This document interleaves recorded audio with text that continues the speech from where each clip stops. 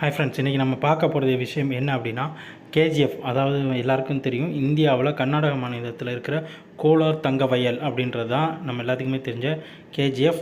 இன்றைக்கி இங்கே ஒரு நியூஸ் புதுசாக ஒன்று ஸ்ப்ரெட் ஆக ஆரம்பிச்சிருக்கு. இந்த கேஜிஎஃப்பில் இருந்து இது வரைக்கும் வந்து பார்த்திங்கன்னா நிறையா தங்கம் வந்து எடுத்திருக்காங்க. இங்கே இதோட டீட்டெயில்ஸ் என்ன அப்படின்றத தான் இங்கே நம்ம பார்க்க போகிறோம். இந்த கேஜிஎஃப்பில் வந்து பார்த்திங்கன்னா இது வரைக்கும் தங்கம் எடுக்கப்பட்ட ஆரம்பிச்சதுலேருந்து அதிலேருந்து எடுக்கப்பட்ட அந்த மணல் வந்து 14 இடங்களில் அந்த மணல் கழிவுகள் வந்து குமிக்கப்பட்டிருக்கு அப்படின்னு சொல்கிறாங்க.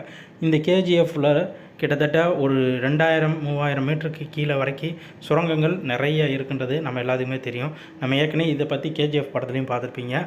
இந்த கேஜிஎஃப்பில் இருக்கிறதுல பிஜிஎம் லிமிட்டடும் பிஇஎம்எல் லிமிடெட் இவங்க தான் இதை யூஸ் பண்ணிக்கிட்டு இருந்தாங்க. இதே கேஜிஎஃப் வந்து 2001 பிப்ரவரி 28ஓட நம்ம கேஜிஎஃப்பை வந்து க்ளோஸ் பண்ணிட்டாங்க. ஆனால் இங்கே இன்னும் வந்து பார்த்திங்கன்னா கோல்டு இங்கே இருக்க சுரங்கங்களில் இருக்க தான் செய்யுது.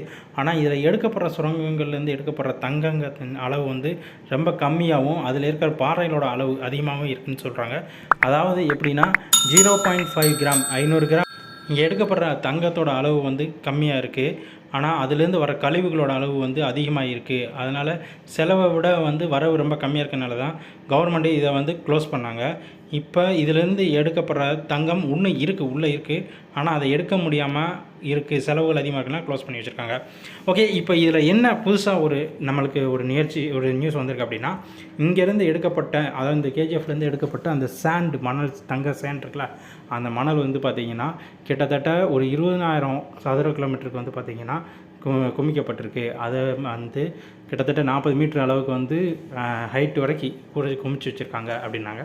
ஸோ இந்த இதில் வந்து சீலிட் அப்படின்றதும் அதே மாதிரி தங்கமும் இதில் கலந்துருக்கு. இதை வந்து இப்போ ரீசெண்டாக இருக்கிற நியூ டெக்னாலஜி மூலியமாக நம்ம க்ளீன் பண்ணால் இன்னும் இதிலேருந்து நிறைய தங்கங்களும் இன்னும் பல்வேறு தனிமங்களும் வந்து நம்மளுக்கு கிடைக்கும் அப்படின்னு சொல்லி கவர்மெண்ட் வந்து இதை ரீசர்ச் பண்ணி இதிலேருந்து இன்னும் எடுக்கலான்னு சொல்லி முடிவு பண்ணியிருக்காங்க. ஸோ இந்த தங்கங்கள்லாம், இந்த தங்கம் கலந்த இந்த மணலை வந்து அவங்க வந்து வேறு ஒரு இடத்துக்கு கொண்டு போய் அங்கே வந்து இதை திருப்பியும் சலித்து இதிலேருந்து என்னென்ன தனிமம்லாம் நம்ம எடுக்க முடியுன்றது தான் இப்போ ரீசெண்டாக ஆரம்பிச்சிருக்காங்க. ஆனால் இது வந்து அஃபிஷியலாகவும் இன்னும் வெளியில் வரலை.